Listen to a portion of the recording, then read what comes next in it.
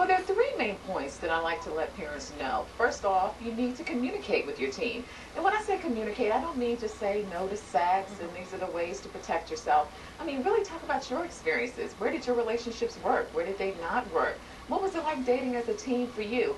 Be very open and honest with your teen, and then also let them know that they can pretty much bring anything to you. You may not always disagree, but you always want to hear. Right. And you said don't always just say no, don't have sex or have the sex talk, but you do need to have the sex talk? You definitely need to have the sex talk. You know, your kids do need information on how to protect themselves. At what age, though? I mean, it's so young these days. Well, I think you take it in stages. I have a 9-year-old, so right now we're going through the body parts and that you don't allow other people to touch your body parts and what relationships or what love means. You know, look at mommy and daddy, those types of things. But then as they become preteens, you start to talk about, well, what are your friends doing? You know, really get into their friends' business. You know, do they have boyfriends and girlfriends? Are you ready for that? And then the teen thing is full on.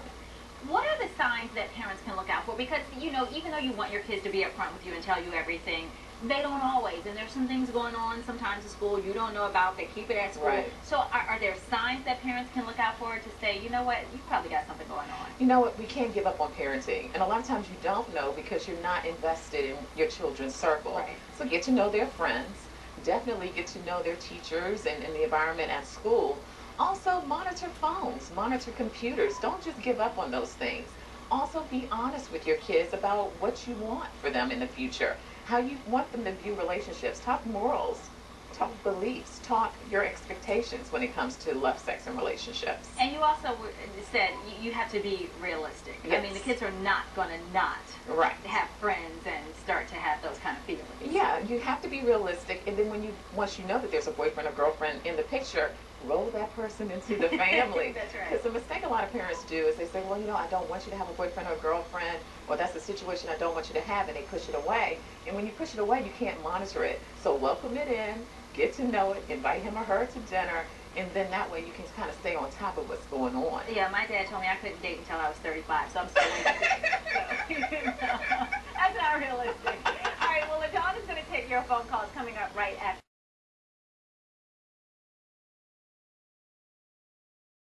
So I have a 16-year-old who I have now allowed to date, and she's 16 now.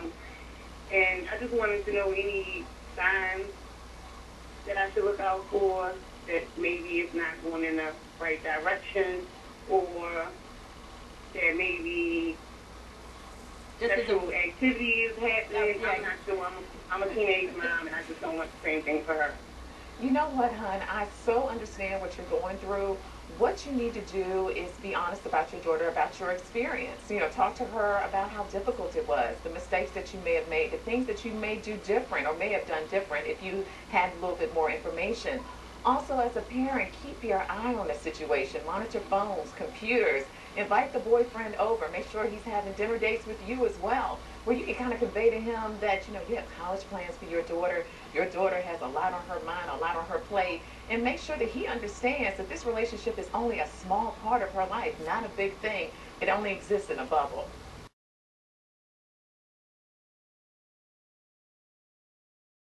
What's your question?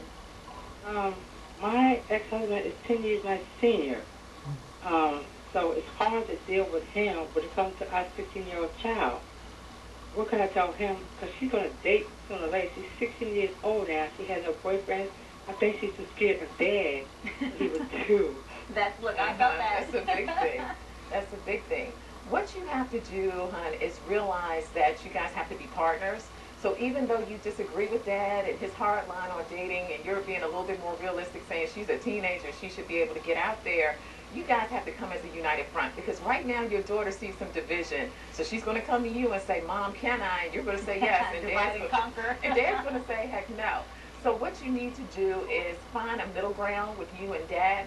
Also, be honest. Be open with your daughter. Let her know that she can come to you with anything, and that her desire to date, her desire to have a man in her life, or a boy, let's put it that way, is a big thing, and that you are always there to talk to her about that. All right, let's go.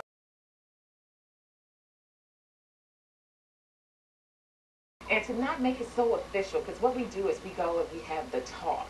And sometimes you have to just be watching a movie or watching a television program or even having something in the news that occurs with maybe an artist or something like that and say, look, how would you handle that situation? What do you really think? And then have that conversation about what you expect when it comes to a relationship.